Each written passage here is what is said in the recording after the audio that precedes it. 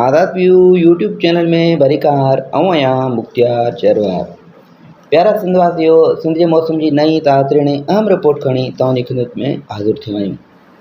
ते मुंहिंजा अॼु 24 जुलाई 2026 ऐं जुमे जो मुबारक ॾींहुं। ते मुंहिंजा जीत असां तव्हांखे गुज़िरियल 2 ॾींहंनि खां ॿुधाईंदा अचूं त हिकु मॉनसून सिस्टम जेको आहे सिंध तरफ़ वधी रहियो आहे, जेको सिस्टम से सिंध में राति दाख़िल थी चुको आहे ऐं काफ़ी इलाइक़नि में बरसातूं थियूं आहिनि। ख़ासि तौर ते ॾखिण ओभर सिंध जे इलाइक़नि में ऐं उत्तर सिंध जे कुझु इलाइक़नि में बरसाति जा इतला मिलिया आहिनि।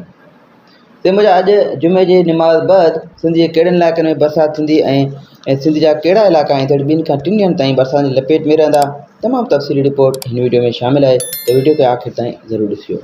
जेकॾहिं चैनल ते नयो आहियो, चैनल खे सब्सक्राइब कंदा, वीडियो खे लाइक कंदा ऐं हिकु अधि कमेंट करणु न विसारींदा।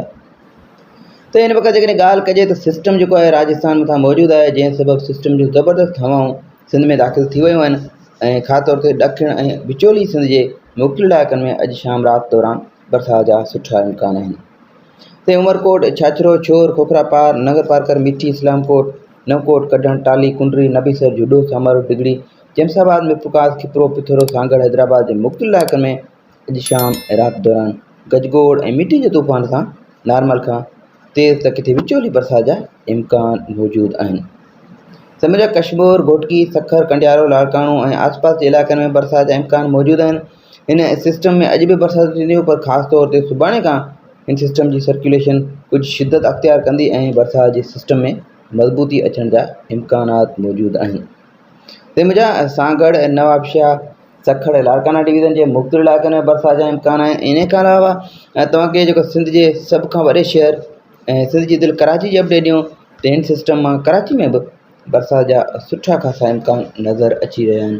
ख़ासि तौर ते जेका उभरंदी ऐं उत्तरी पटी आहे कराची शहर जी, कराची जा उभरंदा ऐं उत्तर वारा जेके इलाइक़ा आहिनि उन्हनि में गजगोड़ सां, खिवण सां, तेज़ हवाउनि सां बरसाति जा सुठा इम्कान नज़र अची रहिया आहिनि। त इन खां अलावा ठठो, ज़िलो बदीन, सुजावल, नूरियाबाद, बैरट टाउन, हैदराबाद, जामशोरो, जोई, वाईपांदी, कंदकोट, कश्मीर, सम्झो त सिंध जा तक़रीबन 70 खां 80% इलाइक़नि में बरसाति जा इम्कान मौजूदु आहिनि।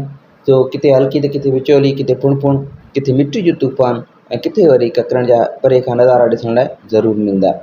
सो हीअ जेका सूरत हुई ईंदड़ 2 खां 3 ॾींहंनि ताईं आहे, 26 जुलाई ताईं आहे। अॻिते सिस्टम में कहिड़ियूं तब्दीलियूं अचनि थियूं तव्हांखे ज़रूरु आगाह कंदासीं। असांजी वीडियोज़ खे ॾिसंदा रहो।